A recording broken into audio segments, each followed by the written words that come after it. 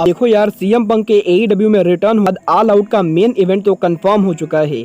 But guys, इस video में मैं आप लोगों को बताने वाला हूँ कि ब्रायन डेनियल्सन ऑल आउट पर किससे रसल करेंगे। और गाइज, एईडब्ल्यू रैम्पेज पर एरिक रेडबियर के एईडब्ल्यू में रिटर्न होने के बाद एरिक रेडबियर के एईडब्ल्यू में क्या फ्यूचर प्लान है, इसको लेकर हम इस वीडियो पर बात करेंगे। तो गाइज, वहीं एनजेपीडब्ल्यू के एक और बड़े मैच को रेसलिंग ऑब्जर्वर डेव मेल्जर ने इस हफ्ते 5 स्टार से ज्यादा रेटिंग दी गई।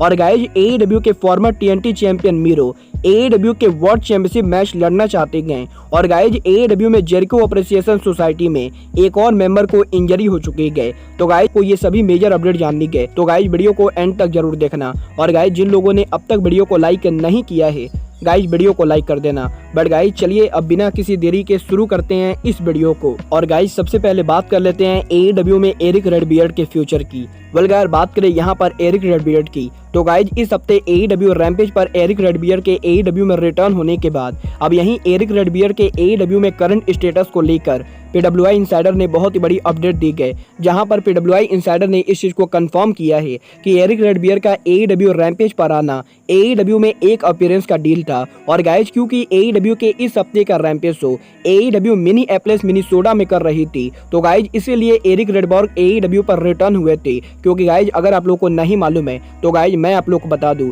एरिक रेडबियर ओरिजिनली मिनीएपोलिस मिनीसोटा के हैं। और गाइज, एरिक रेडबियर के होम टाउन होने की वजह से एईडब्ल्यू ने एरिक रेडबियर को एईडब्ल्यू में बुलाया था। बट गाइज, यहाँ पर इसका मतलब ये बिल्कुल भी नहीं गए कि एरिक रेडबियर हमें एईडब्ल्यू में आगे भी देखने को मिलेंगे। और गाइज, यहाँ पर पीडब्ल्यूआई इंसाइडर के हिसाब से एरिक रेडबियर का एईडब्ल्यू रैम्पेज पर अपीयर होना एईडब्ल्यू का पर अपीयरेंस डील था। वेल गाइज, देखना बहुत ही दिलचस्प होगा कि एईडब्ल्यू आगे एरिक रेडबियर को कभी कंपनी पर वापस लाती है या नहीं। बट गाइज, बात करें यहाँ पर एईडब्ल्यू की, तो गाइज इस हफ्ते एईडब्ल्यू के फॉर्मर टीएनटी चैंपियन मीरो ने एईडब्ल्यू में उनके फ्यूचर गोल को लेकर काफी बड़ा हिंट दे दिया है, जहां पर मीरो ने उनके इंटरव्यू में इस चीज को कंफर्म किया है कि मीरो के एईडब्ल्यू कॉन्ट्रैक्ट खत्म होने में अब भी 3 साल बाकी गए। और गाइज, यहाँ पर आने वाले इन 3 सालों के अंदर मीरो एईडब्ल्यू में सिर्फ एक काम करना चाहते गए, और गाइज वो काम है एईडब्ल्यू का वर्ल्ड चैंपियन बनना। और गाइज, यहाँ पर मीरो को पूरा विश्वास है कि मीरो के एईडब्ल्यू कॉन्ट्रैक्ट के खत्म होने से पहले मीरो एईडब्ल्यू में वर्ल्ड चैंपियन जरूर बनेंगे।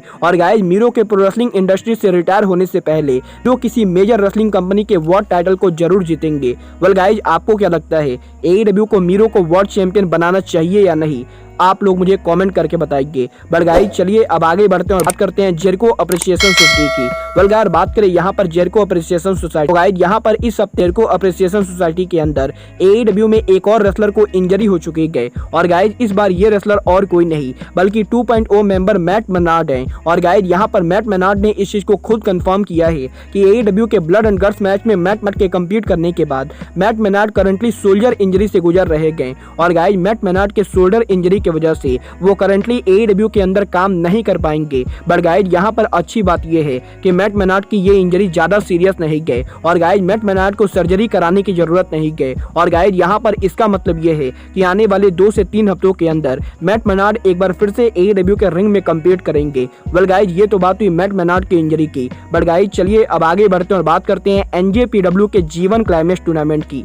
वेल गाइस, बात करें यहाँ पर एनजेपीडब्ल्यू के जीवन क्लाइमेक्स टूर्नामेंट की, तो गाइज अगर आप लोग एनजेपीडब्ल्यू के जीवन क्लाइमेक्स टूर्नामेंट को फॉलो कर रहे गए तो गाइज आप लोगों को मालूम होगा इस हफ्ते एनजेपीडब्ल्यू के जीवन क्लाइमेक्स टूर्नामेंट के अंदर एनजेपीडब्ल्यू ने उनके कंपनी का one of the much anticipated rematch कराया था, जहां पर जीवन क्लाइमेक्स 32 डे 12 के ऊपर हमें विल ऑस्प्रे और शिंगो तकागी के बीच में एक बार फिर से बहुत ही जबरदस्त मैच देखने को मिला है। और गाइज, करीबन 30 मिनट तक इन दोनों के ब्रूटल मैच के बाद अब इस मैच की स्टार रेटिंग ने एक बार फिर से डेव मेल्जर के रेटिंग सिस्टम को तोड़ दिया है। क्योंकि गाइज, यहाँ पर लास्ट टाइम इन दोनों ने जब रेसल किया था तो गाइज इन दोनों के इस मैच को डेव मेल्जर की तरफ से 6 स्टार रेटिंग मिली थी। और गाइज, एक बार फिर से अब जब 2022 के अंदर इन शिंगो ताकागी और विल ऑस्प्रे आमने सामने आए गए तो गाइज एक बार फिर से इन दोनों के इस मैच के 5 स्टार रेटिंग को तोड़ दिया है। क्योंकि गाइज, यहाँ पर शिंगो ताकागी और विल ऑस्प्रे के जीवन क्लाइमेक्स के इस मैच को रेसलिंग ऑब्जर्वर डेव मेल्जर की तरफ से 5.5 स्टार रेटिंग मिली है। और गाइज यहाँ पर शिंगो ताकागी और विल ऑस्प्रे का ये तीसरा मैच है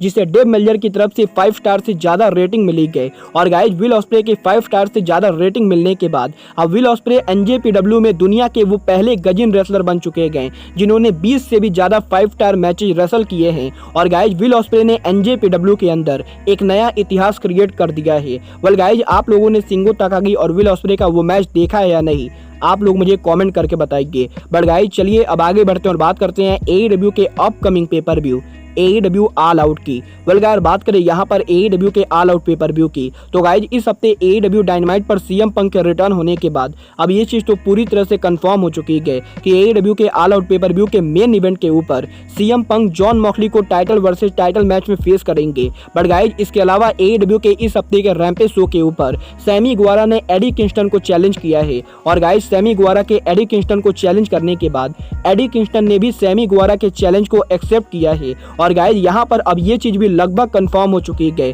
कि AEW के ऑल आउट पेपर व्यू के ऊपर हमें सैमी गुवारा वर्सेस एडी किंगस्टन एक सिंगल मैच देखने को मिलेगा। बट गाइज यहाँ पर ऑल आउट के ये दो बड़े के कंफर्म होने के बाद अब AEW ऑल आउट पर ब्रायन डेनियल्सन किससे रेसल करेंगे, इसको लेकर AEW के बैक स्टेज से बहुत ही बड़ी अपडेट आ रही है। जहां पर इस हफ्ते रेसलिंग ऑब्जर्वर डेव मेल्जर ने इस चीज को कंफर्म किया है कि AEW के ऑल आउट पेपर व्यू के ऊपर ब्रायन डेनियल्सन और किसी को नहीं बल्कि AEW के पहले वर्ल्ड चैंपियन ले चैंपियन क्रिस जेरिको को फेस करने वाले गए। और गाइज AEW के अगले हफ्ते डायनामाइट शो के ऊपर जब ब्रायन डेनियल्सन डैनियल गार्सिया को फेस करेंगे तो गाइज यहाँ पर उस मैच के खत्म होने के बाद AEW ब्रायन और जेरिको के राइवलरी को बिल्ड करेगी। और गाइज इसके बाद AEW के ऑल आउट पेपर व्यू के ऊपर हमें Chris Jericho versus Bryan Danielson AEW में पहली बार देखने को मिलेगा। वेल गाइज, आपको क्या लगता है जेरिको और ब्रायन के इस मैच को कौन जीतेगा, आप लोग मुझे कमेंट करके बताइए। और गाइज आप लोग मेरी तरफ से AEW ऑल आउट का अर्ली प्रेडिक्शन वीडियो देखना चाहते हैं या नहीं,